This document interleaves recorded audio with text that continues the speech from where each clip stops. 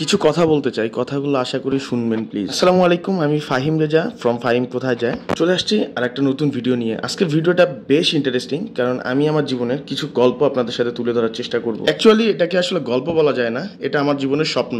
এবং গল্প সবসময় মিথ্যা হয়, কিন্তু স্বপ্ন কখনো মিথ্যা হয় না।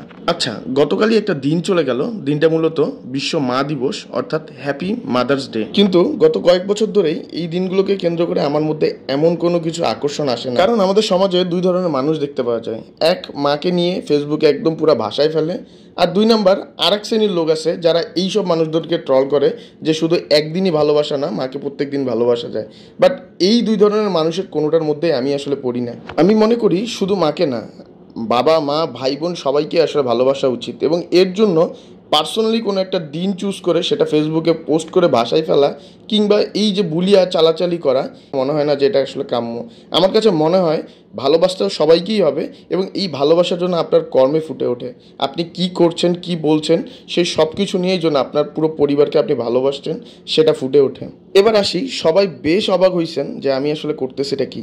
আমি করতেছি ঢাকা শহরে আমি রাইড শেয়ার করি, এবং সেই রাইড শেয়ারের ভিডিওগুলো ফেসবুকে আপলোড করি। বরাবরের মতোই আমি স্বপ্নবাজ একজন মানুষ। আমি কখনোই ছাই উড়িয়ে সেখানে সোনা খোঁজা মানুষ না, বরং আমি ছাইটাকে কীভাবে কাজে লাগানো যায় সেই ধরনেরই একজন মানুষ। তো সেই জায়গা থেকে আমি চেষ্টা করেছি কীভাবে আমার বাবা মাকে খুশি করা যায়, এবং সেটা আমার কর্মকাণ্ড দিয়ে। আমার বড় ভাইয়ের গ্যারেজে ফেলে রাখা একটা মোটরসাইকেল, যেটা আসলে ইঞ্জিন বসা ছিল, সেই গাড়ি নিয়ে আমি স্বপ্ন দেখতে শুরু করি, এবং এটা নিয়ে চিন্তা করি কীভাবে আমি আমার বাবা মায়ের স্বপ্ন পূরণ করতে পারবো। এই কিছুদিন আগেও, 6-7 মাস আগেও আমি আমার বাড়ি থেকে প্রতি মাসে 15,000 টাকা করে নিতাম আমার প্রতি মাসের খরচ হিসেবে। একদমই ভুল ভাববেন না, আমার বাবা মায়ের মোটেও ইচ্ছে নাই যে আমি আসলে রাইড শেয়ার করি।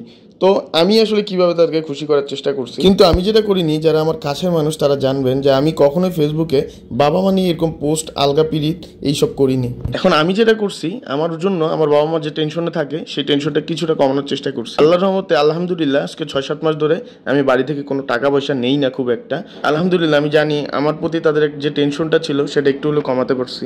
তো এই জিনিসটার জন্যই আমি আসলে এই রাইড শেয়ার করি, এবং আমার এটা করার কোনো দরকারই ছিল না। তারপরে আমি আসলে চেষ্টা করছি যে তাদেরকে কিভাবে তাদের টেনশনটা কমানো যায়, তাদেরকে কিভাবে খুশি রাখা যায়।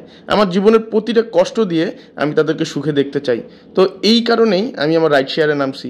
তো এটা নিয়ে আসলে কে কি মনে করলো, কে কি ভাবলো, আই ডোন্ট কেয়ার। হ্যাঁ, আমি জানি পাঠাও চালানোটা আসলে লজ্জার, কিন্তু তার চেয়ে বেশি সুখের যখন আমি আমার বাবা মার হাসি মুখটা দেখি।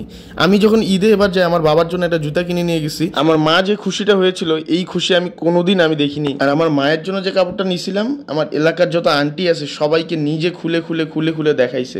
এর থেকে আরও অনেক দামি দামি কাপড় চোপড় আমার মা উপহার হিসেবে পাইছিল এবার ঈদে, বাট আমার কাপড়টাই তার কাছে সবচেয়ে বেশি ভালো লাগছে। আলহামদুলিল্লাহ, আমি আমার কাজ দিয়ে সবাইকে খুশি রাখতে চাই। আল্লাহ হাফেজ।